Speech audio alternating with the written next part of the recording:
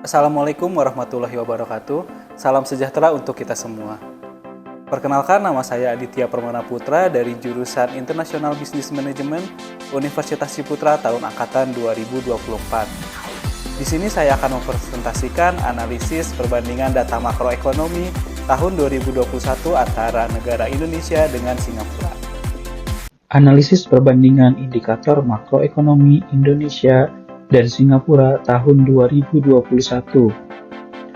Mengapa Singapura yang dijadikan pembanding indikator makroekonomi dengan Indonesia?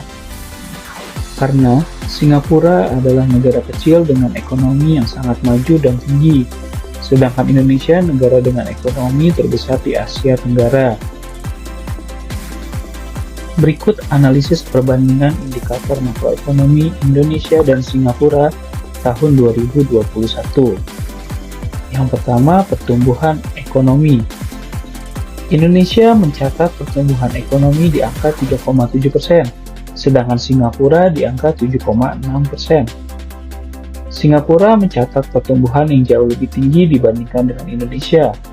Singapura menunjukkan pemulihan yang lebih cepat dari dampak pandemi COVID-19. Yang kedua, inflasi. Inflasi di Indonesia tercatat di angka 1,6% hingga 2%, sedangkan Singapura di angka 2,3%. Inflasi di Indonesia lebih rendah dibandingkan Singapura. Inflasi yang rendah di Indonesia mencerminkan stabilitas harga, meskipun Singapura juga memiliki inflasi yang wajar. Indikator yang ketiga adalah tingkat pengangguran. Tingkat pengangguran di Indonesia tercatat di angka 6,5%. Angka pengangguran meningkat akibat dampak pandemi, sedangkan di Singapura tercatat di angka 2,7%.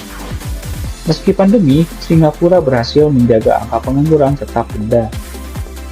Singapura memiliki tingkat pengangguran yang jauh lebih rendah dibandingkan Indonesia. Ini menunjukkan pasar tenaga kerja yang lebih sehat. Indikator yang keempat adalah neraca perdagangan. Indonesia memiliki surplus perdagangan sebesar 15,15% dari total ekspornya, menunjukkan kinerja perdagangan yang positif, terutama dari sektor komoditas seperti minyak sawit dan batu bara. Singapura juga memiliki surplus perdagangan, meskipun persentasenya lebih kecil, yaitu 12,04% dari total ekspornya. Singapura lebih bergantung pada perdagangan global, terutama di sektor teknologi, kimia, dan jasa keuangan. Indikator yang kelima adalah kondisi sosial. Indonesia menghadapi tantangan ketimpangan sosial dan kemiskinan, sedangkan Singapura mempunyai kebijakan sosial yang lebih kuat dengan tingkat kemiskinan yang rendah. Indonesia memiliki tingkat kemiskinan sekitar 9,71%, sedangkan Singapura di angka 0,5%. Singapura lebih baik karena mencerminkan keberhasilan dalam kebijakan ekonomi dan sosial. Indikator yang keenam adalah kesehatan publik. Indonesia berusaha mempercepat vaksin COVID-19, namun masih menghadapi tantangan infrastruktur kesehatan dan akses layanan. Singapura lebih baik karena memiliki sistem kesehatan terbaik di dunia dengan program vaksinasi COVID-19 yang cepat dan efisien, dan akses yang mudah untuk semua warga. Singapura unggul dalam cakupan vaksinasi COVID-19, dengan 96% dari populasi yang memenuhi syarat menerima dosis pertama dan 87% mendapat dosis lengkap.